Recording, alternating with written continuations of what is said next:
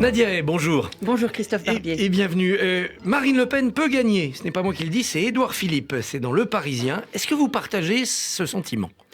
Avec la montée de l'extrême droite dans notre pays, les idées qu'elle infuse aujourd'hui dans l'opinion, oui, évidemment que Marine Le Pen peut gagner. Et c'est pourquoi nous sommes mobilisés maintenant depuis des mois sur la lutte contre les idées d'extrême droite. Nous étions bien seuls il y a quelques mois. Aujourd'hui, certains commencent à réaliser que la montée de l'extrême droite peut être dangereuse pour notre pays et qu'il faut évidemment aujourd'hui mettre en place tout ce qu'il faut pour lutter contre. Mais si les sondages lui sont favorables en ce moment, c'est aussi parce que le bilan du gouvernement crée de la colère. Donc, avez-vous fait votre travail ? Moi, je pense que nous avons un très bon bilan de gestion de crise sanitaire, de gestion de crise sociale.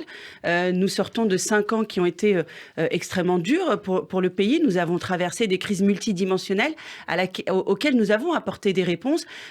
Nous avons soutenu l'économie quand il fallait. Nous avons protégé les Français là aussi quand il fallait. Si certains aujourd'hui envoient ce signal ou nous attaquent sur le bilan, j'ai envie de leur dire qu'est-ce qu'ils auraient pu faire en 5 années de responsabilité. Et puis vous savez...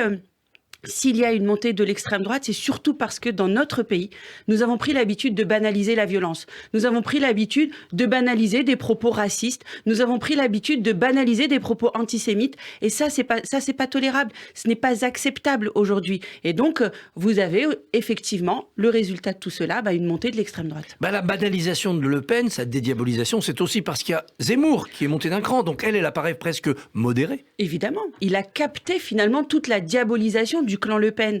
Or, ils ont exactement les mêmes idées.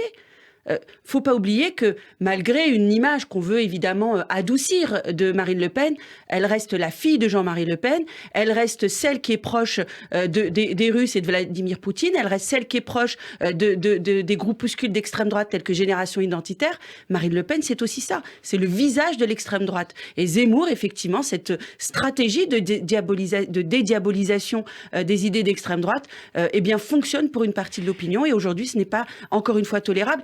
Et ce combat contre l'extrême droite, il ne peut pas être finalement laissé à un certain parti, et notamment le nôtre. Je pense qu'il doit être le combat de toutes celles et ceux aujourd'hui qui combattent ces idées et ces idéologies. Et quand je vois notamment Jean-Luc Mélenchon qui se pose la question de ce qu'il fera au second tour, je me pose également aussi la question des motivations de Jean-Luc Mélenchon à combattre l'extrême droite. Vous croyez à une addition au soir du premier tour d'un bout de Mélenchon, de l'essentiel de Zemmour, d'un bout de l'électorat de Pécresse avec Le Pen ? C'est beaucoup plus compliqué que ça, effectivement, mais il y a des reports de voix possibles, et notamment, je crois que les électeurs de Zemmour, aujourd'hui, voteront pour Marine Le Pen. Malgré tout ce qu'ils se sont dit, parce que quand même, ça n'a pas été tendre entre eux. Oui, mais vous savez, le corpus idéologique reste le même. C'est le rejet de l'autre, c'est encore une fois des idées racistes, c'est des idées antisémites qui sont diffusées par l'un et par l'autre. Donc non, ils se retrouvent évidemment sur beaucoup de points. Et je crois que cette stratégie qui a été celle d'Éric Zemmour, depuis le début, souvenons-nous de ce qu'il disait quand il s'était lancé en campagne. Il disait, moi, mon objectif, ce n'est pas de gagner. Mon objectif, c'est de véhiculer mes idées et qu'elles puissent prendre dans l'opinion française. Ça a presque réussi, cette majorité intellectuelle. Je crois que parce que nous n'avons pas suffisamment attaqué ses propos, nous ne l'avons pas suffisamment mis devant ses contradictions et devant ses déclarations.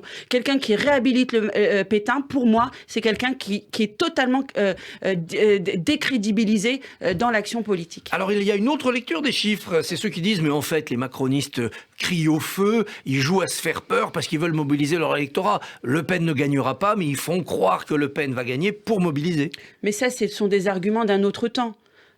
Quand vous voyez aujourd'hui certaines personnes qui, encore une fois, tiennent des propos totalement banalisé, totalement, de manière très ouverte sur l'islam en France, sur, encore une fois, les propos qui sont diffusés sur certains plateaux racistes, antisémites. On a pris l'habitude, malheureusement, de les entendre. Nous avons aussi pris l'habitude de la violence des attaques vis-à-vis des uns et des autres, des violences ad hominem. Et nous ne les avons pas suffisamment combattues. Je pense que là, aujourd'hui, aujourd'hui, avec cette montée de l'extrême droite, eh bien, nous devons prendre nos responsabilités et les condamner, mais de manière unanime, comme nous avons su le faire en 2002.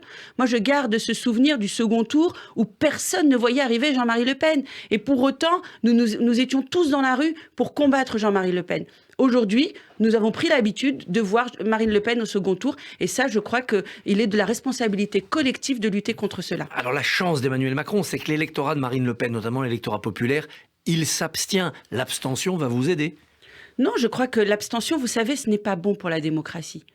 Chaque personne qui ne se déplace pas, c'est autant de voix données à l'autre. Et c'est ce que je dis, moi, tous les jours, quand je me déplace dans les quartiers où nous savons que le taux d'abstention est important dans ces territoires. Mais chaque personne qui ne se déplace pas, elle donne sa voix finalement à l'autre. La voix aujourd'hui de Marine Le Pen peut compter double. La voix de Jean-Luc Mélenchon peut compter double. Et en général, les extrêmes, eux, se mobilisent. Eux se mobilisent pour aller aux urnes et voter. Et vous savez, c'est comme un match de foot. Hein. Tant que l'arbitre n'a pas sifflé la fin du match, on n'a pas gagné. Donc, il faut se mobiliser, il faut aller voter.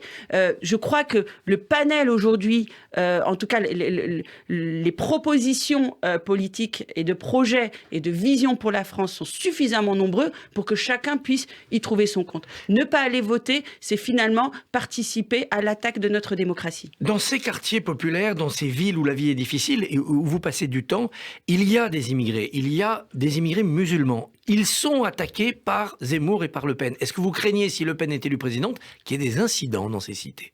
Mais je pense que ce n'est pas que dans ces cités. Marine Le Pen a une vision aujourd'hui pour la France qui est rétrograde. Elle veut sortir de l'Europe, elle s'attaque aux grands groupes, elle a une vision qui n'est pas progressiste de notre pays. Donc si Marine Le Pen... coincera. De toute façon, je pense qu'il n'y a pas d'autre issue possible. Son projet ne tient pas. Elle est dans l'irréel, elle est dans l'invective, et elle n'est pas dans le concret. Donc évidemment, ça ne marchera pas. Et vous savez, faire des propositions à la Prévert en pensant que convaincre d'un vote qui, de toute façon, nous le savons, dans la mise en œuvre de ces propositions, ils n'arriveront jamais. Oui, mais des travailleurs qui souffrent, quand ils voient retraite à 60 ans avec Le Pen ou Mélenchon, retraite à 65 ans avec Macron, c'est plus tentant 60 ans. Oui, mais en même temps, il faut savoir qu'est-ce qu'on veut. Si on veut protéger notre système par répartition, si on veut qu'aujourd'hui tout le monde puisse toucher des pensions de retraite, il faut un effort. Et nous le savons pertinemment. Et de toute façon, nous serons amenés à travailler plus aujourd'hui dans notre pays dans les prochaines années. Que Marine Le Pen et Jean-Luc Mélenchon soient pour la retraite à 60 ans ne réglera pas le problème des pensions de retraite. Ils mettront fin à ce système de répartition. Nous sommes face à une population qui est vieillissante. Donc, c'est pour ça que je vous disais que le projet à la fois de Marine Le Pen, à la fois de Jean-Luc Mélenchon, ne tiennent pas compte du réel et de la réalité aujourd'hui de notre quotidien. Protéger les Français, je crois que nous avons su aussi le faire, montrer que nous étions en capacité de les protéger, notamment pendant la crise.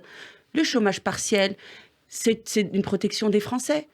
Ce que nous avons fait pendant la crise sanitaire, grâce notamment à notre appartenance à cette Union européenne sur les vaccins, là aussi, c'est protéger les Français. Ils sont contre l'Europe, que ce soit Marine Le Pen ou Jean-Luc Mélenchon. Ils sont contre l'Europe. On voit bien, finalement, sans l'Europe, l'État n'aurait pas été celui que nous connaissons aujourd'hui. Si Marine Le Pen monte dans les sondages, c'est aussi parce que la problématique du pouvoir d'achat, sur laquelle elle a misé, est au cœur des débats. Que pouvez-vous faire de plus que les 18 centimes par litre en moins qui arrivent aujourd'hui ? Il y a effectivement la baisse des 18 centimes par litre pour le carburant. Nous sommes en train de mettre en œuvre et de déployer le chèque énergie. Je rappelle que nos concitoyens vont percevoir entre 48 et 280 euros sur le chèque énergie. Je rappelle que le SMIC passe à 1 300 euros dès le 1er mai. Indexé sur l'inflation. Exactement. Nous avons bloqué le prix de l'électricité. Dites-moi juste quel pays au monde aujourd'hui met en place ces mesures de pouvoir d'achat. Il faut juste le dire. Ce que fait aujourd'hui la France est exceptionnel pour protéger les Français. Mais bien évidemment que nous entendons aussi la détresse des plus fragiles, la détresse des personnes qui n'arrivent pas à boucler leur fin de mois. Et il va falloir effectivement continuer ce travail en faveur du pouvoir d'achat, travail que nous avons commencé il y a plus de 5 ans. Imaginez tout cela, toutes ces augmentations, avec la taxe d'habitation à payer. Imaginez tout cela avec le niveau d'imposition sur le revenu que nous avons connu.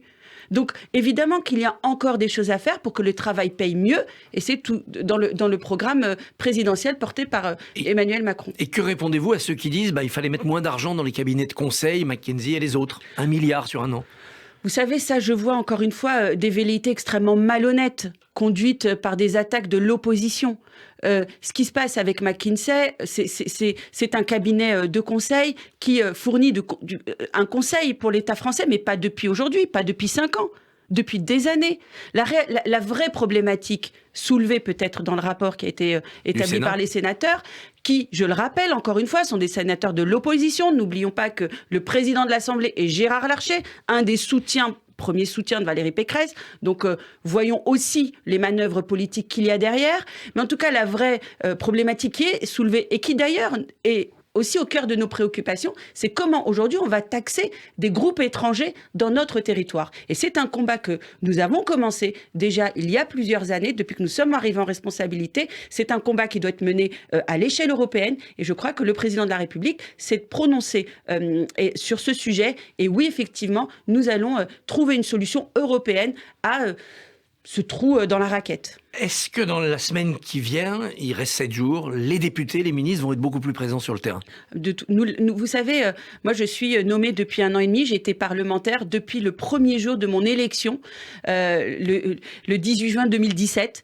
Eh bien, je suis sur le terrain. Et donc là, nous devons évidemment être davantage sur le terrain pour valoriser notre bilan, ne pas laisser l'opposition le décrire à notre place et à côté de ça, présenter nos projets pour les 5 ans à venir. Et je crois que le projet tourné vers le progrès, celui qui va permettre de continuer la transformation du pays, celui qui va permettre de répondre aux enjeux du 21e siècle, sur les nouvelles transitions technologiques, sur les transitions écologiques également, en faveur de notre unité nationale, c'est celui que nous portons aujourd'hui. Il va falloir le défendre sur le terrain.